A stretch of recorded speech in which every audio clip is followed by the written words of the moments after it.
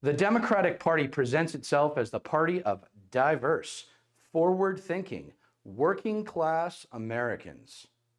But the last three Democratic presidents and the last three Democratic Party presidential nominees have proven that ever since baby boomers took over the party in 1992, the Democratic Party is not intellectually diverse, nor is it forward-thinking, nor does it prioritize the working class. As you'll soon learn, the hypocrisy, narcissism, and ignorance of the Democratic Party establishment are exemplified by aesthetic rather than intellectual diversity, a culture of looking to the past for solutions rather than looking to the future, and most tragically, catering to the donor/investing class as opposed to the working class. While I dislike the term identity politics, no examination of the Democratic Party since 2008 would be complete without it. Barack Obama in 2008 and 2012, Hillary Clinton in 2016, Joe Biden in 2020, Kamala Harris in 2024. Other than Biden, who was presented to the public in 2020 as basically a third term of Obama, these candidates look pretty diverse. Well, you know what they say about looks? They're only skin deep. While there were nuanced differences between these four presidential figures, the intellectual foundations of their politics were all the same. Baby boomer, neoliberal, incrementalism. Neither of these two presidents enacted, nor did the other two presidential nominees advocate for, positive structural change to our economic system, meaning none of the four can be considered truly progressive.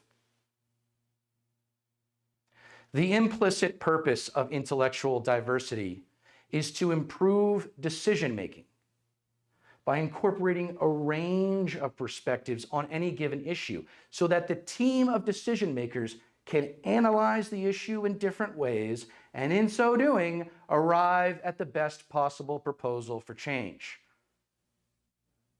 The problem with the diversity of the last four Democratic Party presidential nominees is that while they all looked like something different at the time with respect to policy, the establishment left was really just feeding us more of the same incremental garbage we've been eating since the 90s.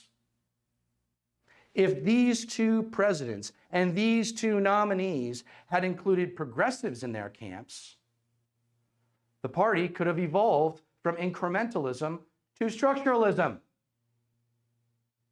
Instead, the status quo of a neoliberal Democratic Party established under Bill Clinton in the 90s and continued in the aughts by Nancy Pelosi and Chuck Schumer won. And all the major problems facing our country have exacerbated since. If A-list Democrats of the past 3 and 4 decades had actually practiced what they preached with respect to diversity in leadership, the best arguments for change would have won. And the American public would have universal health care, would have a higher minimum wage, and would have free higher education. The saddest part of this analysis is that the establishment left has never truly offered the American public any of those policies in my lifetime. The hypocrisy of the establishment left for the past 33 years only became visible to the American public at large within the last 10, because Bernie in 2016 and Bernie in 2020 are the closest we've ever really come to real progressivism in the White House. The narcissism of the establishment left began with the first baby boomer president, however, and the ignorance of his effect on our country would become explicit in 2016 when his wife became the presumptive Democratic Party nominee for president. Just like Bill Clinton in 1993, Barack Obama came into the White House in January of 2009 with majorities in both houses of Congress. Just like Bill Clinton in 1994, Barack Obama lost the House of Representatives in his first midterms. But unlike Clinton, Obama was able to hang on to the Senate for 2 more cycles. This pattern of a president's power peaking at the beginning of his presidency has applied to the last 6 administrations and indicates that, at least with respect to the Democratic Party, the establishment left does not make the most of their power when they have it. More tragically, what little neoliberals do with power when they have it derives from the past rather than the future, which is where the left has traditionally sought solutions to present-day problems.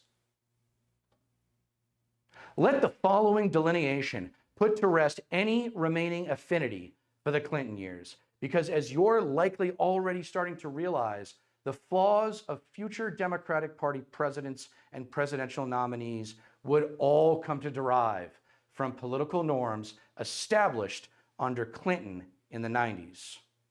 When Bill Clinton took office in January of 1993, the country was excited about a brilliant young Democrat occupying the Oval Office for the first time since JFK. Clinton's first 20 months in office, however, demonstrated that he was not nearly as talented of a political athlete as supporters might encourage you to believe. After tripping over himself by trying and failing to fix healthcare with the weird involvement of his wife, Clinton would move on to trade and sign the North American Free Trade Agreement in 1993. When it was enacted in 1994, NAFTA allowed for historic levels of outsourcing, thus immediately alienating union workers, a traditional stronghold for Democrats, in the fall of that year.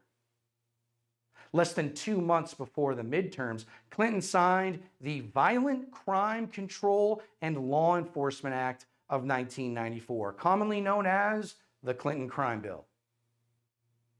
Black America was paying attention to Clinton's crime bill and recognized that it would lead to hardship within their communities. So Bill Clinton's popularity took a hit with one of the Democratic Party's foundational demographics right before the election that would determine how much power he would have for the second half of his first term. Another smaller yet significant voter type that was alienated by the Clinton crime bill was gun owners, whom the NRA riled up to support the Republicans in the 1994 midterms. Those 1994 midterm elections would constitute an historical shift of congressional power from left to right. When Bill Clinton took office, Democrats had an 82-seat advantage in the House of Reps and a 10-seat advantage in the Senate.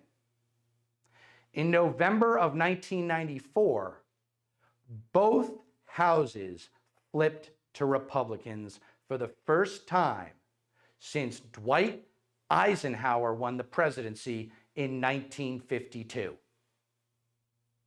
Under Bill Clinton's watch, the Democratic Party's 42 years of congressional dominance died a horrific death. Clinton's new congressional margins of power would be a 108-seat swing in the House of Reps, putting Democrats down 26 seats in the lower house, and a 16-seat swing in the Senate, putting Democrats down 6 seats in the upper house. Republicans controlling both houses of Congress meant Clinton would have to embrace bipartisanship to pass major reforms. which the Clinton camp felt he needed in order to win re-election in 1996. Unfortunately, after some squabbling in 1995, the bipartisanship Clinton embraced came in the form of deregulating telecom and overregulating welfare. Clinton signed the Telecommunications Act of 1996 early that year, then 6 months later went after welfare queens with his Personal Responsibility and Work Opportunity Reconciliation Act, which hurt thousands of rural communities all over the country. The nail in the coffin for the post-Cold War Democratic Party, however, was Clinton's final policy failure: the repeal of Glass-Steagall in 1999, which allowed retail banks to become investment banks and led to myriad problems within the banking space, including, eventually, the 2008 housing crisis and the ensuing Great Recession.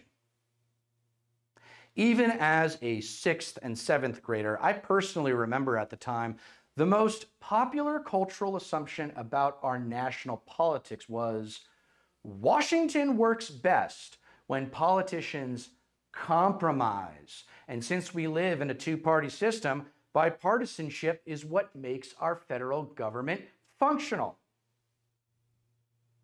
Clinton's big plays in 1996 certainly helped him win re-election, because as long as the general public saw the nation's capital actually passing policy, they felt as if the politicians were doing their job. But they were wrong. You have to remember that this was all pre-internet. Very few people actually knew and understood the monumental change the Clinton White House was enacting at the time, especially in his first term.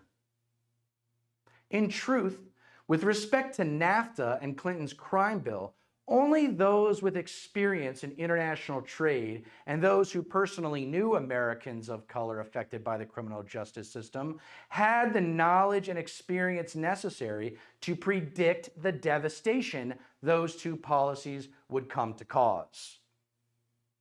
Traditionally speaking, the American right might be where ignorance is born and bred, but certain forms of ignorance also exist on the American left. My aforementioned dichotomy of public memory versus history fits the Clinton years perfectly.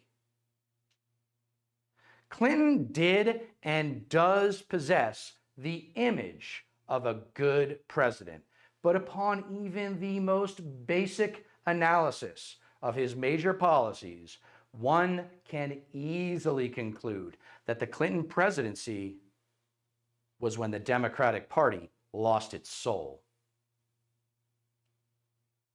Unlike greedy, naive, and downright ignorant baby boomer Democrats of the 1990s, we younger Americans enjoy the benefit of historical hindsight. And according to historical hindsight, all of the aforementioned policies hurt all kinds of Americans, except, of course, shareholders of America's legion of transnational corporations who sought to exploit cheap foreign labor by exporting jobs, which gradually transformed America from a country of workers into a country of consumers.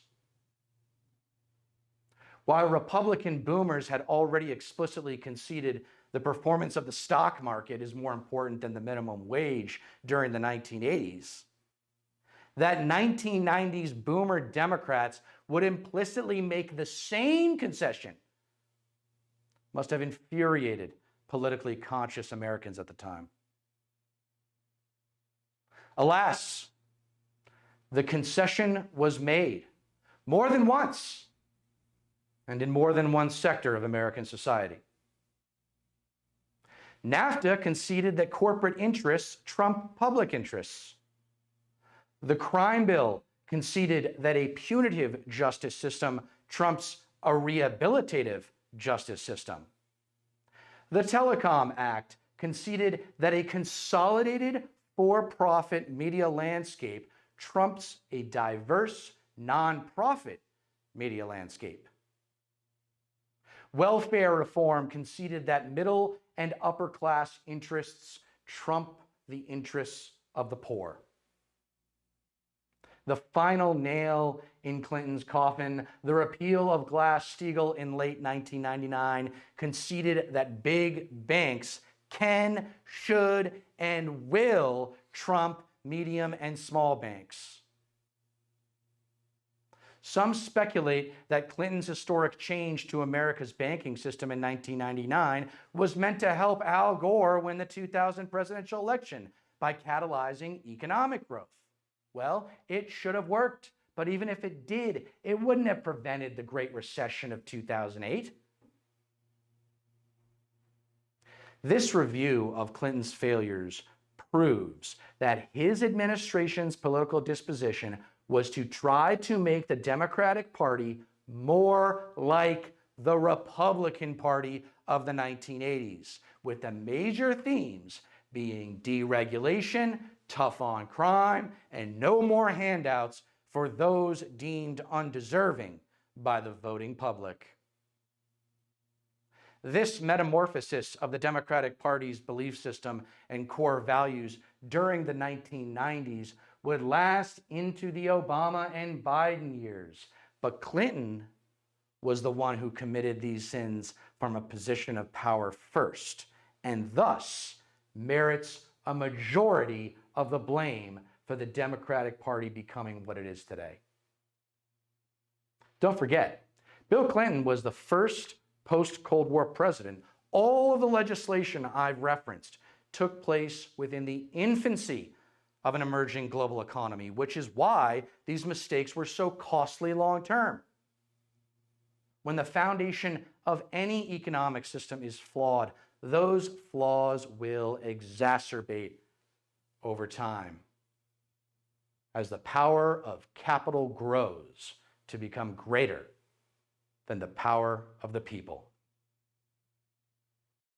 Angry Americans today think billionaires are running the country, and they're not wrong. But what those angry Americans might not realize is that you go back 45 years in the case of Republicans and 33 years in the case of Democrats, the sociopathy of the investing class has been driving decision-making within both parties more than any other outside influence. Not unions, not activists, not academics, moneyed interests, and moneyed interests alone.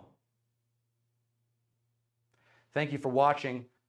Please don't forget to subscribe, and never forget that you don't get change in America by asking nicely.